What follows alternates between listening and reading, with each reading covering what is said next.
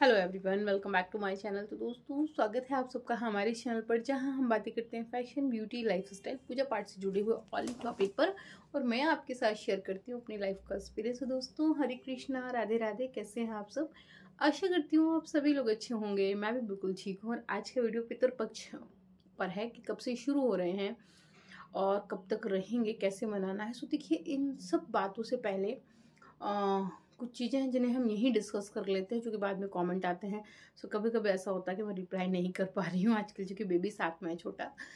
तो देखिए, सबसे बड़ी चीज़ क्या है कि पितृपक्ष इस संसार में ऐसा कोई नहीं है जो पितृपक्ष ना मनाता हो, है ना। हम घर में, हमारे घर में कोई ना कोई पितृ होता है। कोई ऐसा तो है नहीं कि हमारी 20 पीढ़ियां जिंदा हैं, ऐसा तो नहीं है।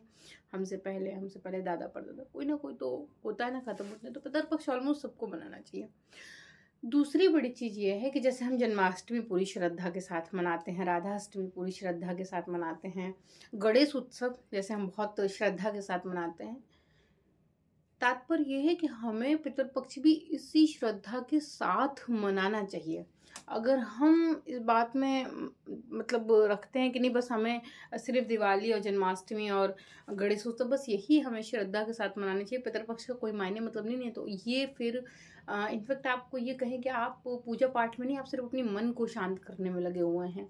तो अगर आप श्रद्धा के साथ कोई काम करें, तो आपसे ये भी कहूँगी कि पितृपक्ष को भी उसी श्रद्धा के साथ ही मनाइए जैसे आप दिवाली या गणेश उत्सव जैसे चल रहा है, और या फिर जैसे आप जन्माष्टमी मनाते हैं, बिल्कुल उसी श्रद्धा के साथ आप पितृपक्ष को भी मनाइए।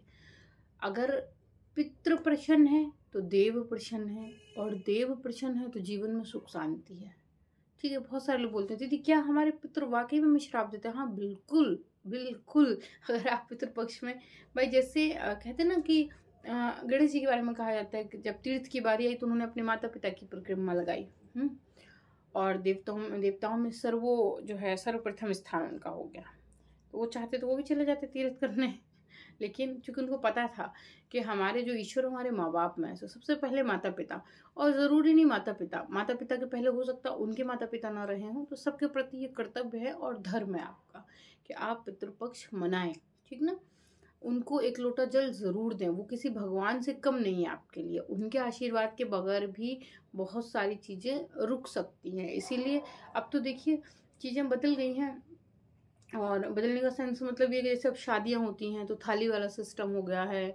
हम घर पे भी थाली वाला सिस्टम रख रहे हैं। नहीं तो पहले हम 99% केसेस में ऐसा होता था कि जब घर में कोई फंक्शन होता था तो हलवाई लगाते थे, घर में खाना बनवाते थे। पहली भोग की थाली मंदिर को निकलती थी, दूसरी भोग की थाली पितरों को निकलती थी, तीसरी थाली कुत्ते की, कौवे की, गाय की, इस तरीके से निकलती थी। उसके बाद भोजन शुरू होता था, ब्राह्मण देवता की भी थाली उसी में निकलती थी।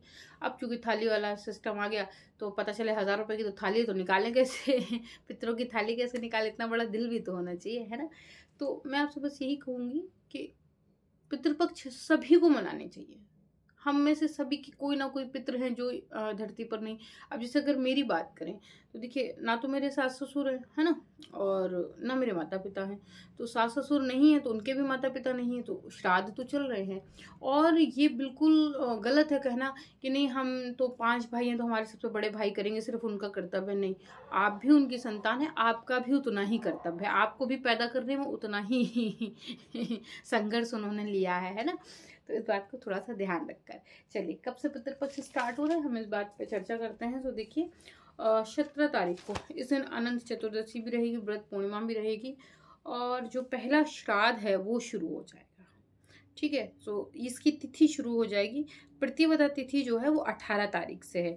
सो प्रथम श्राद्ध जो है वो 18 तारीख से स्टार्ट हो जाएगा। सो 18 तारीख को, ये चूंकि तिथि लग रही है 17 तारीख को, इस दिन अनंत चतुर्दशी है, तो उदया तिथि से नहीं स्टार्ट हो रहे हैं। 18 तारीख से जो है वो बुधवार से आपके पितृपक्ष जो है वो शुरू हो जाएंगे। और उसके बाद 18, 19, 20, 21, 22, 23, 24, 25, 26, 27, 28, 29, 30। ठीक है। और 1, 2, सो 2 तारीख को आपकी पितृमोक्ष अमावस्या रहेगी, और 3 तारीख को आपकी जो है वो बैठ की रहेगी नवरात्रि। ठीक है। तो ये तो मैंने आपको बता दिया श्राद्ध के बारे में। कि श्राद्ध कब से शुरू हो रहे हैं और कैसे हो रहे हैं और किन्हें करना है किन्हें नहीं करना, सभी को करना है। अब कुछ लोगों का कमेंट ये होता है, दीदी हमारे जो है भाई नहीं है, क्या हम कर सकते हैं? हम बिल्कुल कर सकते हैं, कोई दिक्कत नहीं है भाई। आपका कर्म आपके साथ जाएगा, ठीक है। इसको हमेशा ध्यान रखें कि आपका कर्म स्वाभाविक रूप से आपके साथ जाएगा और जो जो कर रहा है उसका कर्म उसके साथ जाएगा, है ना। तो अपने कर्मों पर ध्यान दें।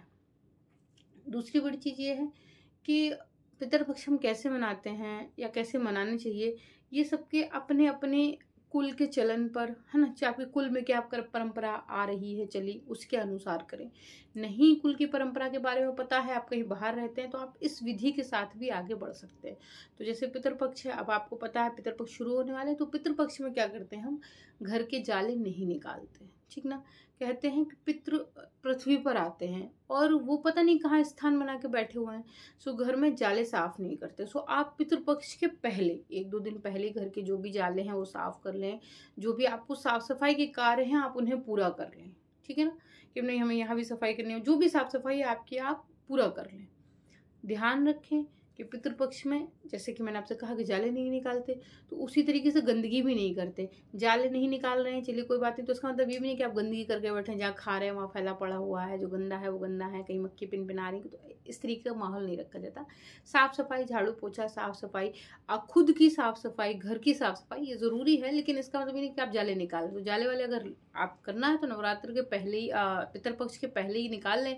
जो भी घर की साफ सफाई है, जो डीप क्लीनिंग वगैरह है, कहने का मतलब उसे आप पहले कर लें, ठीक। मनाना कैसे है, जैसे कि मैंने आपसे कहा कि साफ सफाई का विशेष ध्यान रखें। अब जैसे कल से श्राद्ध शुरू हो रहे हैं, मान के चलते हैं कल से श्राद्ध शुरू हो रहे हैं, चूँकि ये वीडियो आपको कल मिलेगा, तो कल से मान लेते हैं कि श्राद्ध शुरू हो रहे हैं। तो जैसे कल से श्राद्ध शुरू है तो हम आज ही सारी साफ सफाई करके तैयारी करेंगे। सुबह में कोशिश करें ब्रह्म मुहूर्त में उठें, है ना।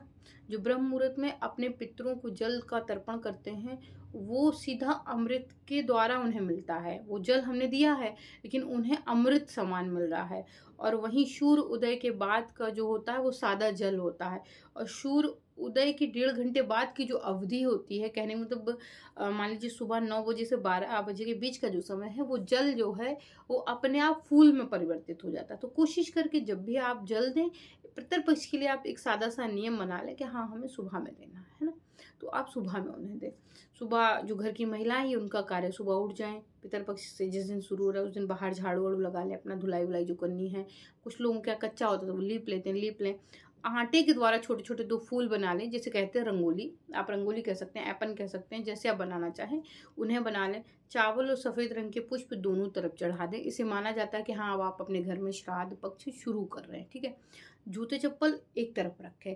कुछ लोग होते हैं ना मेन दरवाजे को उतार के धड़धड़ा के अंदर चले गए, तो वो ना करें, एक तरफ रखें। कोई भी आ रहा है तो उसको समझा दें कि एक साइड में रखें। अब चूंकि घर में श्राद्ध शुरू हो गए, श्राद्ध शुरू होने के बाद कोशिश करें घर में तामसिक आहार ना बनाएं, सात्विक भोजन बनाएं, उसी का भोग अपने पितरों को लगाएं। सो जो घर के पुरुष हैं वो सुबह उठेंगे, तर्पण करेंगे। आपके पितरों की जो फोटो है उसे अच्छे से साफ कर लें, एक कहीं पर टेबल लगा लें, वहाँ पे उनकी फ़ोटो रख लें। जल रखें, जल में काला तिल डालकर और रख दीजिएगा। दुर्वा पैती भी वहीं रखा करें, उसके द्वारा उन्हें भोग लगता रहता है। कपड़ा बिछा लें, उस पर फोटो रख लें, कलश में जो है जल रख लें और जल में जो है थोड़ा सा तिल डाल दें। और उस पानी को आप प्रतिदिन भोजन के साथ बदलते रहा करें। जैसे आपने भोग लगाया और फिर उस पानी को आप किसी पेड़ में डाल दीजिए, फिर दूसरा जो है जल भर के रख दीजिए। जल रखने के लिए आप कोई भी धातु का बर्तन ले सकते हैं, लोहा प्लास्टिक का नहीं लेना, इसका ध्यान रखिएगा। भोग में कुछ नहीं बन रहा है तो आप रोटी और गुड़ का ही भोग अर्पित करें, लेकिन करें ज़रूर, कोशिश करके सफ़ेद रंग के पुष्प अर्पित करें। और ये कार्य आपकी जो बहू है घर की वो भी। अब जैसे कुछ लोग कहेंगे दीदी कि इस समय मान लीजिए कभी चूँकि बड़ा होता है पितृपक्ष, तो महिलाओं वाली समस्या हो जाए, अगर मासिक धर्म आ जाए तो क्या, तो कोई बात नहीं, आप भोग तैयार करिए। आप बहू हैं घर की, भोग आपके जो पति हैं वो लगा देंगे, तो भोग उनके द्वारा लगवाएं। वो नहीं लगा रहे, नहीं है घर में आपके बच्चे हैं, तो आप उनके द्वारा भी लगवा सकते हैं। सुबह शाम धूप दीपक आरती ज़रूर करें, अपने पितरों को धूप बाती ज़रूर दिखाएं। ये बहू होने के नाते आपका कर्तव्य है, ये होना चाहिए, है ना। तो इसका ध्यान रखें और 15 दिन तक इसी विधि के साथ आप श्राद्ध मनाएं। जो भी आप जल तर्पण में उन्हें दे रहे हैं, जो हम जल देते हैं तर्पण का, उस जल में जौ रहता है और काला तिल देता है। एक मटका ले लें और उसी में मिट्टी रख के उसी में जल दिया करें, ताकि बाद में जो है वो जो आपके जौ और तिल रहते हैं वो उगाते हैं, और जब हम हवन करते हैं तो उसमें उसको डालते हैं। सो कहते हैं कि हवन के जो पोषण है वो सीधा हमारे पितरों को लगता है, और वो हमारे कुल की वंश की बेल बढ़ने में हमें योगदान देते हैं, आशीर्वाद देते हैं, तभी हमारी वंश बेल आगे बढ़ती है। सो इसका विशेष ध्यान रखें। सो इन्हीं छोटी छोटी चीज़ों को सावधानी रखकर आप जो है अपने पितृपक्ष मनाएं। सात्विक आहार का ध्यान रखें, तामसिक चीज़ें ना बनाएं।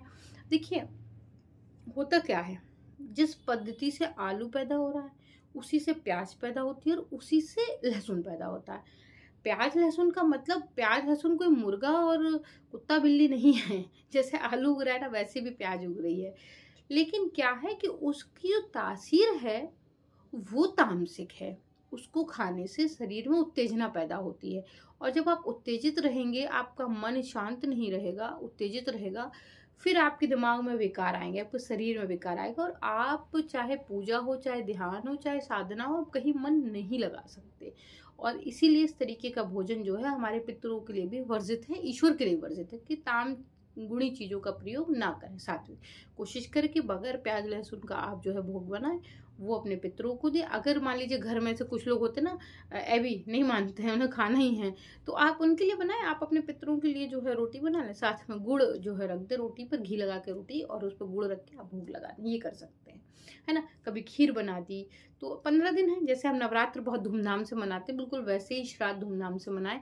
और श्राद्ध का मतलब कोई शोक का समय नहीं है, ये कोई शोक नहीं है कि नहीं अब आप रो रहे हैं, गा रहे हैं, नहीं, ऐसा नहीं। जैसे हम नवरात्र बहुत प्रेम से मनाते हैं अपने ईश्वर को, आराध्य को खुश करने के लिए, श्राद्ध पक्ष भी बिल्कुल वैसे ही है। हम इन्हें ऐसे ही मनाते हैं ताकि हमारे आराध्य, हमारे ईश्वर जो है वो हमसे प्रसन्न रहे, हमारे पितृ हमसे प्रसन्न रहें और हमें अच्छा अच्छा आशीर्वाद देकर जाएं।